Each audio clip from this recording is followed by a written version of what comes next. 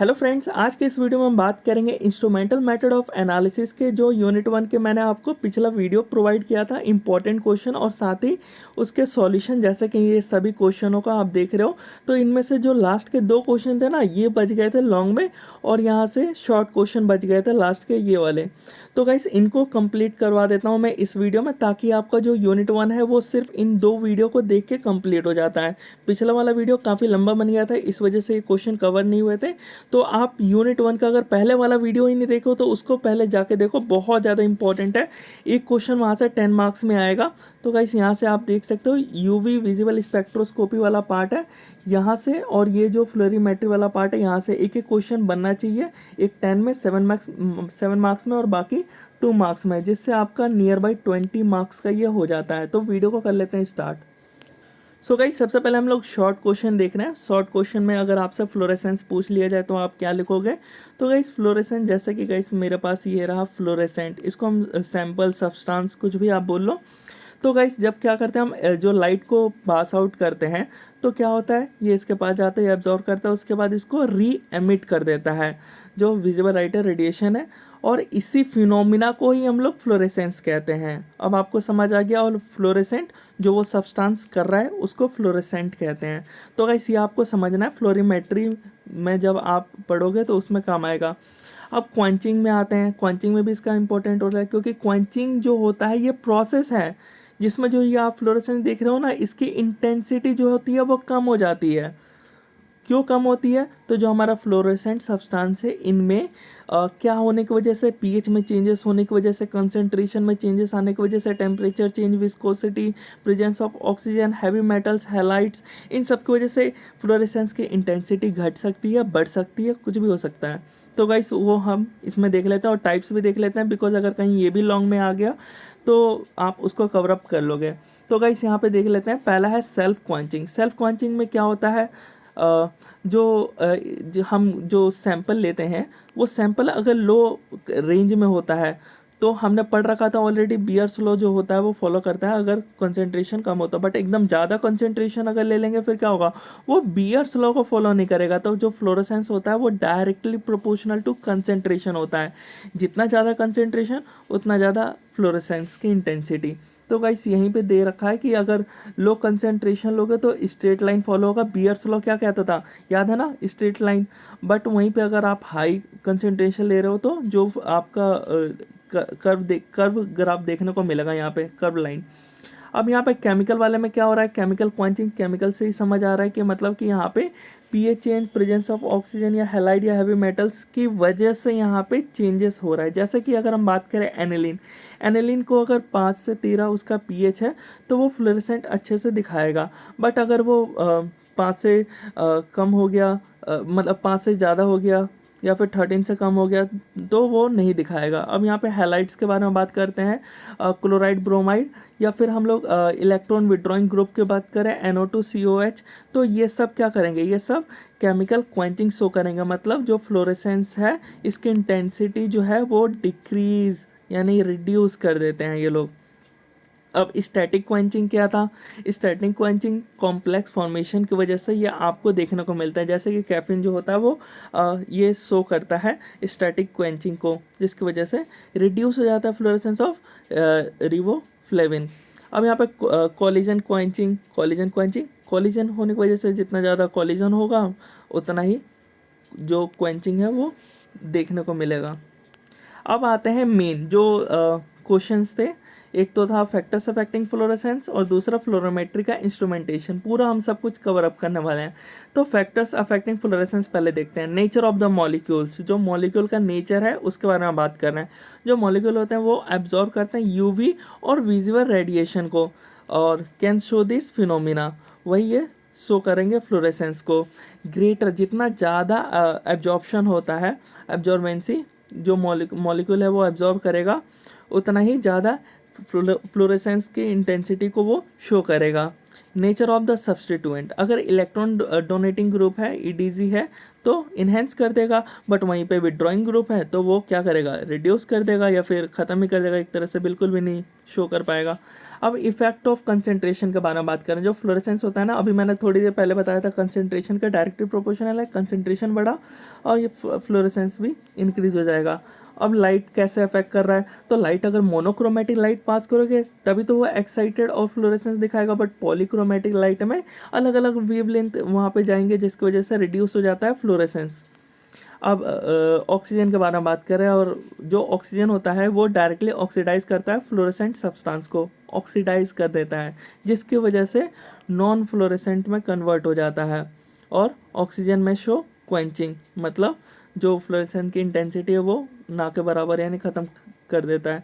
तो पीएच के बारे में हम बात करते हैं। पीएच में अगर चेंजेस, जैसा कि हमने अभी एनिलीन का ही एग्जांपल देख ही लिया था हमने, अगर उसमें चेंजेस करेंगे तो हमें क्वेंचिंग देखने को मिलेगा। एक तरह से मतलब कि फ्लोरेसेंट बढ़ सकता है, घट सकता है, कुछ भी हो सकता है, तो वो अलग अलग मॉलिक्यूल पे ऊपर डिपेंड करता है।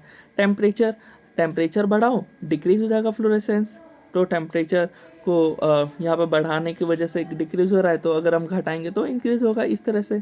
और विस्कोसिटी कम होगा तो डिक्रीज होगा फ्लोरेसेंस। तो गाइस ये कंप्लीट होता है। अब आते हैं मेन फ्लोरीमेट्री पे, जो कि अगर ये बन सकता है 10 मार्क्स में भी और 7 मार्क्स में भी, कुछ नहीं कह सकते इस क्वेश्चन को, और ये इंपॉर्टेंट भी है। अगर बियर्स लॉ हो गया या फिर इंस्ट्रूमेंटेशन ऑफ यूवी और फ्लोरीमेट्री में तो एक तो देना ही चाहिए। तो गाइस अब बात कर लेते हैं। सबसे पहले इसमें आप क्या लिखोगे, नॉर्मली पहले तो फ्लोरेसेंस बताओगे, जो ये इसको हम फ्लोरीमेट्री को हम लोग फ्लोरेसेंस स्पेक्ट्रोस्कोपी कहते हैं। ये टाइप होता है इलेक्ट्रोमैग्नेटिक स्पेक्ट्रोस्कोपी का, जिसमें हम लोग ईएमआर इलेक्ट्रोमैग्नेटिक रेडिएशंस का यूज़ करते हैं, जिसकी वजह से हम एनालाइज करते हैं फ्लोरेसेंस को अपने सैंपल यानी फ्लोरेसेंट जो ऑब्जेक्ट है, सब्सटेंस है, उससे। अब यहाँ पे फ्लोरेसेंस के बारे में जो कि हमने देख ही लिया है कि जब हम लाइट पास करते हैं वो सब्सटेंस क्या करता है, वो री एमिट करता है उस लाइट को, उस फिनोमिना को फ्लोरेसेंस कहते हैं। अब बात करते हैं फ्लोरीमेट्री। फ्लोरीमेट्री होता क्या है, तो जो ये फ्लोरेसेंस हम इंटेंसिटी पढ़ रहे थे ना, इसी के मेजरमेंट को कहते हैं हम लोग फ्लोरीमेट्री, जो कि पर्टिकुलर वेवलेंथ में ये मेज़र कर रहा है। और जो is a major with the help of जो इंस्ट्रूमेंट है वो फिल्टर फ्लोरीमीटर भी कहते हैं उसको, और स्पेक्ट्रोफ्लोरीमीटर भी कहते हैं। उस इंस्ट्रूमेंट का यूज़ किया जाता है। अब इंस्ट्रूमेंटेशन में क्या क्या होता है, तो सोर्स ऑफ लाइट होता है, और सेकेंडरी इसके अंदर सैंपल सेल, फिल्टर, मोनोक्रोमेटर, और लास्ट में डिटेक्टर और डिवाइस आप बोल सकते हो जिसमें रीडिंग नोट आउट करते हैं। सबसे पहले लाइट सोर्स याद हो, मैंने पिछले वीडियो में ही आपको कंप्लीट करवा दिया था। Xenon arc lamp, tungsten arc lamp, वहीं से वही चीज़ें आपको लिखनी है। इस वजह से मैंने यहाँ पे लिख दिया है कि अगर आप इस पीडीएफ से नोट्स बना रहे हो तो आप पीछे जाके वहाँ से लिख सकते हो। तो गाइस वहाँ पे समझाने की ज़रूरत नहीं है। जिनोन गैस उसमें भरा हुआ था, टंगस्टन वाले में जो फिलामेंट है वो टंगस्टन का बना हुआ था। अब मरकरी वाले में आते हैं। मरकरी वाले में यहाँ पे मरकरी वेपर्स फिल होते हैं। अब ये मरकरी वेपर्स जो होते हैं वो हाई प्रेशर में फील्ड होते हैं। जब यहाँ पे इलेक्ट्रोड्स होता है ना, तो इलेक्ट्रिसिटी जब हम प्रोवाइड करवाते हैं तो ये जो लाइट सोर्स की तरह काम करता है, यानी जनरेट करता है। अब हम बात कर लेते हैं फिल्टर और मोनोक्रोमेटर। फिल्टर यहाँ पे यूज़ हो रहा है, ये यूवी विजिबल में यूज़ नहीं हो रहा था, यहाँ पे भी यूज़ होगा और IR में भी यूज़ होगा, आगे आप पढ़ोगे। तो फिल्टर्स क्या करते हैं, ये एब्जॉर्ब करते हैं लाइट्स को, अनवांटेड लाइट जितने भी लाइट्स हैं वहाँ पे, उन सभी को एब्जॉर्ब कर लेते हैं और ट्रांसमिट कर देते हैं एक पर्टिकुलर यानी रिक्वायर्ड जो होगी वेवलेंथ ऑफ लाइट उसको। कैसे, अब वो देखो यहाँ पे और अच्छे से समझ आएगा। दो तरह के फिल्टर होते हैं, प्राइमरी फिल्टर और सेकेंडरी फिल्टर। प्राइमरी फिल्टर कहाँ अटैच होगा, बिकॉज अभी हमने पढ़ा सोर्स ऑफ लाइट और उसके बाद ही तो हमने पढ़ रहे हैं ये। तो सेकेंडरी ये प्राइमरी फिल्टर जो हम लोग लाइट है उसके बाद ये फिल्टर होगा। क्या होगा कि यहाँ से बहुत सारी तरह की रेडिएशन निकलेगी, बहुत मतलब अलग अलग डिफरेंट वेवलेंथ के। तो ये जो फिल्टर है ये एब्जॉर्ब करेगा विजिबल रेडिएशन को और ट्रांसमिट करेगा यूवी रेडिएशन को। अब यूवी रेडिएशन को ट्रांसमिट कर रहा है तो क्या फ़ायदा होगा, यूवी रेडिएशन क्या करवाता था, एक्साइटेशन करवाता है, तभी तो जो सैंपल के पास जाएगा यूवी रेडिएशन तो ये क्या होंगे, एक्साइटेड हो जाएंगे सैंपल। तो गाइस इस वजह से यहाँ पे इनका यूज़ होता है। सेकेंडरी फिल्टर ये बाद में यूज़ होता है, वहाँ पे क्या करता है कि जो यूवी रेडिएशन बची हुई है उनको एब्जॉर्ब करता है और ट्रांसमिट करता है विजुअल लाइट्स को। तो गाइस ये सेकेंडरी फिल्टर वो भी मैं आपको बता दूंगा, अभी इंस्ट्रूमेंट देखेंगे उसके अंदर। मोनोक्रोमेटर पहले से पढ़ रखे होना है, पढ़ रखा हमने कि पॉलीक्रोमेटिक डिफरेंट वेवलेंथ की लाइट है उसको एक सिंगल वेवलेंथ ऑफ लाइट में कन्वर्ट करना, मोनोक्रोमेटिक लाइट जिसको हम कहते हैं उसमें कन्वर्ट करता है। अब ये मोनोक्रोमेटर इसमें दो तरह के होते हैं, excitation monochromator, emission monochromator. Excitation monochromator जो कि रेडिएशन सोर्स के पास में प्रेजेंट होता है, ये प्रोवाइड करवाते हैं सुटेबल रेडिएशंस को फॉर एक्साइटेशन हो पाए मॉलिक्यूल्स में, जो सैंपल है हम इसके आगे होगा वो कर पाए।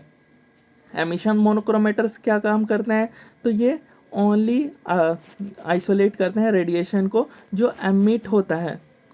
कौन एमिट करता है, तो जो हमारा सैंपल ने एब्जॉर्व किया था, एक्साइटेड हो गए थे, एक्साइटेड के बाद रिलीज करेंगे एनर्जी, तो जो रेडिएशन निकलेगी उनसे, उनको ये क्या करेंगे, एमिशन मोनोक्रोमेटर उन रेडिएशंस को अपने से कन्वर्ट कर देंगे और उसको पास आउट कर देंगे आगे फर्दर, जो कि हमारा वो डिटेक्टर्स है उधर की साइड पे।